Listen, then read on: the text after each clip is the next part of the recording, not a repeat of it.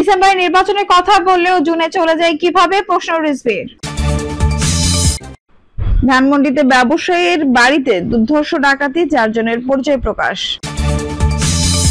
জানাবো রুদ্ধ হতে পারে রাজনীতির পথ। এবং সর্বশেষ জানাবো বাংলাদেশ নিয়ে এখনো ষড়যন্ত্র চলছে বললেন হাসনাত। দর্শক শুনছিলেন সংবাদ শিরোনাম, এখন বিস্তারিত। ডিসেম্বরের নির্বাচনের কথা বললেও জুনে চলে যায় কিভাবে, প্রশ্ন রিজভীর। জাতীয় নির্বাচন নিয়ে প্রধান উপদেষ্টার বক্তব্যের যথার্থ স্পষ্ট নির্দেশনা নেই মন্তব্য করে বিএনপির জ্যেষ্ঠ যুগ্ম মহাসচিব রুহুল কবির রিজভী বলেছেন, কথার সঙ্গে কাজের যথার্থ মিল থাকা উচিত। ডিসেম্বর নির্বাচনের কথা বলা হলেও সেটি আবার মার্চ বা জুনে চলে যায় কিভাবে, সেই প্রশ্ন তুলেন তিনি। রিজভী বলেন, স্বাধীনতার মূল মন্ত্র ছিল গণতন্ত্র, কিন্তু স্বাধীনতা পাওয়ার পরও দেশের গণতন্ত্র বারবার হরণ করেছে আওয়ামী লীগ। তারা সবসময় মিথ্যা ভাওতাবাজি করে দেশের মানুষের সঙ্গে প্রতারণা করেছে। তিনি বলেন, কথা কাজের মিল ছিল না। ফ্যাসিস্ট শেখ হাসিনার তিনি জনগণের ক্ষমতা কেড়ে নিয়ে নিজে মালিক সেজে বসেছিলেন। ব্যাংক, বিমা লুট, বড় বড় প্রকল্পের আড়ালে তিনিও তার পরিবারের যথার্থ লুট করেছেন, যেসব অর্থ লুট করে দেশের বাইরে পাচার করেছেন। ধানমন্ডিতে ব্যবসায়ীর বাড়িতে দুর্ধর্ষ ডাকাতি, 4 জনের পরিচয় প্রকাশ। রাজধানীর ধানমন্ডিতে অলংকার নিকেতন জুয়েলার্সের মালিক এম এ হান্নান আজাদের বাসায় দুর্ধর্ষ ডাকাতির ঘটনা ঘটেছে। এই ডাকাতিতে ব্যবহার করা হয়েছে র্যাবের পোশাক, পরিচয় দেওয়া হয়েছে নির্বাহী ম্যাজিস্ট্রেট ও ছাত্রদের। তবে পালিয়ে যাওয়ার অন্য ডাকাতরা নগদ প্রায় 25 লাখ টাকা এবং কিছু স্বর্ণ অলংকার নিয়ে গেছে। তিনি বলেন, 26শে মার্চ ভোরের দিকে ধানমন্ডির 8 নম্বর সড়কের একটি বাসায় ডাকাতির ঘটনা ঘটে। প্রায় 20-25 জনের একটি ডাকাত দল ওই বাসায় ডাকাতি করতে যায়। তারা সেখানে র্যাব, ম্যাজিস্ট্রেট এবং ছাত্রদের পরিচয় দেয়। ডাকাত দলের 10 জন র্যাবের পোশাকে ছিলেন। এরপর বাসাটিতে ডাকাতি শুরু করে। বাসার মালিক তাৎক্ষণিকভাবে 999 নাম্বারে ফোন দেন। সঙ্গে সঙ্গে পুলিশ ঘটনাস্থলে পৌঁছায়। পাশেই একটি ভবনের ছাদ ঢালের কাজ চলছিল। বাসাটির পাশেই সেখানকার শ্রমিকরা পুলিশকে সহযোগিতা করে 4 ডাকাতকে গ্রেপ্তার করে। ডাকাতে ধরতে গিয়ে পুলিশের 2 জন সদস্য আহত হন। ধানমন্ডি জোনের এসি আরও বলেন, এই ঘটনায় জুয়েলার্সের মালিক M A Hannan Azad Dhanmondi model থানা মামলা করেছেন। মামলার গ্রেপ্তার 4 জন সহ পলাতকদের আসামি করা হয়েছে। এছাড়া ঘটনার সিসি ক্যামেরা ফুটেজে সংগ্রহ করা হয়েছে। এরই মধ্যে পলাতক কয়েকজন ডাকাতকে শনাক্ত করা হয়েছে। বাকিদের শনাক্তের কাজ চলমান। রুদ্ধ হতে পারে রাজনীতির পথ। এর ফলাফল এমন হতে পারে যে রাজনীতি পথ হারিয়েছে, অন্তত কিছু কালের জন্য হলেও এটা ঘটে যেতে পারে।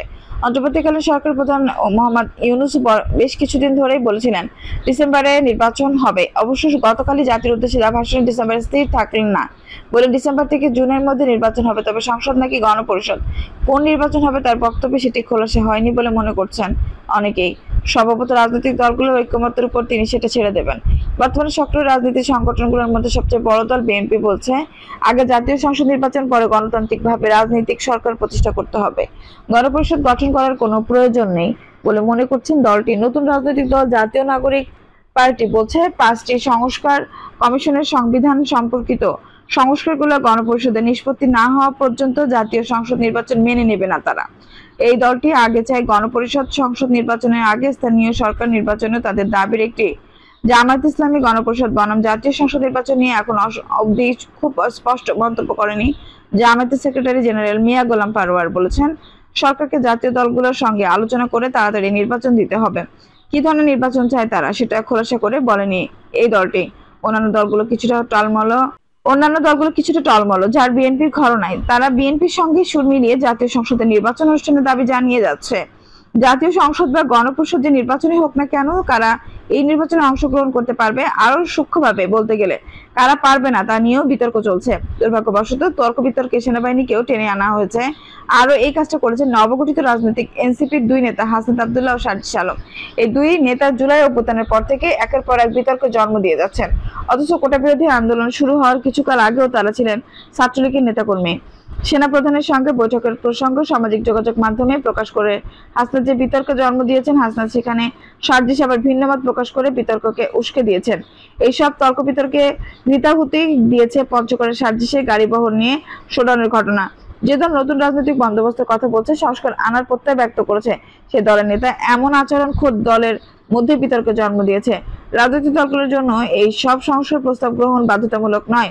যেমন সংস্কারের 166টি সুপারিশের মধ্যে 113টির সঙ্গে একমত হয়েছেন এনসিপি, বাকিগুলো তারা বাতিল করে দিয়েছে।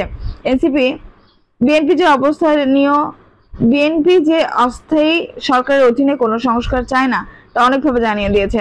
তাদের নেতা তারেক রহমান 8 দফা প্রস্তাব দিয়েছেন, যেগুলো নীতি নির্ধারণী বিষয়ক সংস্কার, শিল্প প্রতিষ্ঠান উন্নয়ন, স্বাস্থ্যসেবা উন্নয়ন, জিনিসপত্রের দাম কমানো ইত্যাদি। এখনো কি হবে?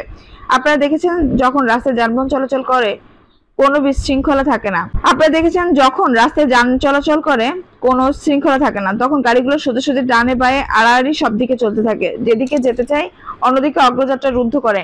এদিকে এগিয়ে নেওয়ার জন্য যে প্রবণতা সৃষ্টি হয়ে যায়, এটাকে বলে ডেডলক বা অচলাবস্থা। তখন ট্রাফিক পুলিশ আসে যানবাহন নিয়ন্ত্রণের জন্য। তারা একদিকের যানবাহনকে সম্পূর্ণ বন্ধ করে দেয়, যেসব গাড়ি ইন্টারসেকশনে আড়াআড়ি আটকে রয়েছে তাদেরকে ক্লিয়ার করে। একদিকে একটু হালকা হলে অন্যদিকে গাড়িটা যেতে দেয়। এখন প্রশ্ন হলো কে হবেন আমাদের ট্রাফিক পুলিশ? আর প্রশ্ন আছে তিনি কোন দিকে ট্রাফিকের আগে বন্ধ করবেন, আর তিনি চাইলেই কি বন্ধ করতে পারবেন? যারা সংস্কার নিয়ে কাজ লিখেছেন তারা কি এইসব সমাধানের পথ বাতলে দিয়েছেন? যখন সংস্কার গ্রহণ বাধ্যতামূলক নয় তখন জাতীয় ঐক্যমত্য হবে কিভাবে? নির্বাচন নিয়েও প্রশ্ন আছে যে নির্বাচনে হোক না কেন একটি নির্বাচনী পরিবেশ লাগবে। যখন ছাত্র নেতারা হুমকি দেন এটা হতে দেব না, এটা করতে পারবে না, সেটা নির্বাচনী ভাষা হয় না। আপনি বলতে পারবেন না আমাদের দলকে নির্বাচিত করুন তাহলে আমরা এটা হতে দেব না, কিন্তু অন্যরা নির্বাচিত হলে তাদেরকে এটা করতে দেবেন না।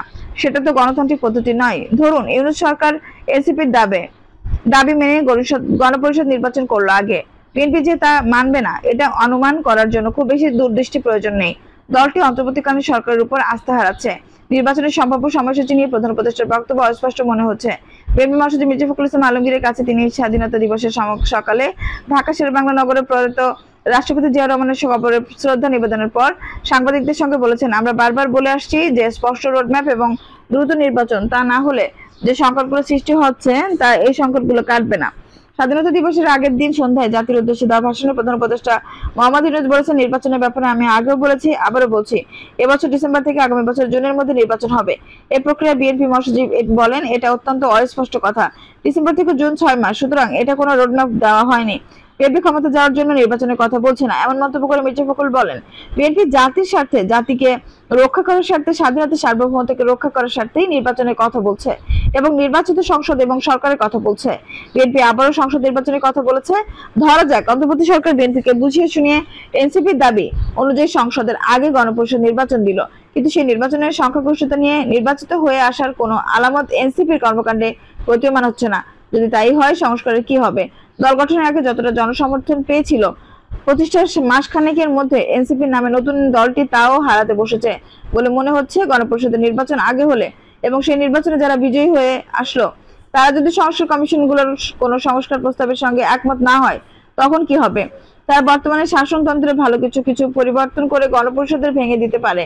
আপনার আমার বলার কিছু নেই, বলার থাকবে তা না তখন কারণ তাদেরকে নির্বাচিত করা হয়েছে জনগণের ভোটে, তাদের প্রতিনিধি আমাদের চাওয়া আমাদের কাছে।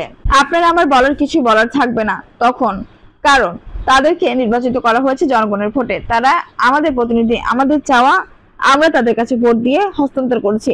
সুতরাং যেই কপাল সেই মাথা। সংবিধান বিশেষজ্ঞ ডক্টর কামাল হোসেন যা বলেছিলেন, আগে বিদ্যমান সংবিধানে কাঙ্ক্ষিত পরিবর্তন করা যেতে পারে, আবার গণপরিষদ নির্বাচনের সময়ও ঝামেলা হতে পারে।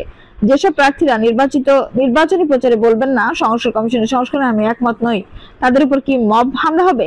তাহলে গণতান্ত্রিক নির্বাচন কিভাবে হবে? এইবার অন্য দিকটা ভাবুন। ধরুন ইউনূস সরকার জাতীয় সংসদ নির্বাচন দিলেন ডিসেম্বরে, একটা দল 2/3 আসন পেল, সরকার গঠন করলো, তারা এসে বললো আমরা তো সংস্কার মানিনি। সুতরাং একই লোক 10 বার প্রধানমন্ত্রী নির্বাচিত হতে দোষ কি? যেহেতু তাদের 2/3 সংখ্যাগরিষ্ঠতা, এই 10 বার ক্ষমতায় থাকতে তারা হয়তো সব রকম চেষ্টা করবেন। দর্শক, এই ছিল এখনকার সর্বশেষ সংবাদ। টেস্টি ভালো লাগলে অবশ্যই একটা লাইক দিন, কমেন্টে আপনার মূল্যবান মতামত জানান। সবসময় আমাদের পাশে থাকতে সাবস্ক্রাইব করে বেল বাটনটি অন করে রাখুন। ধন্যবাদ।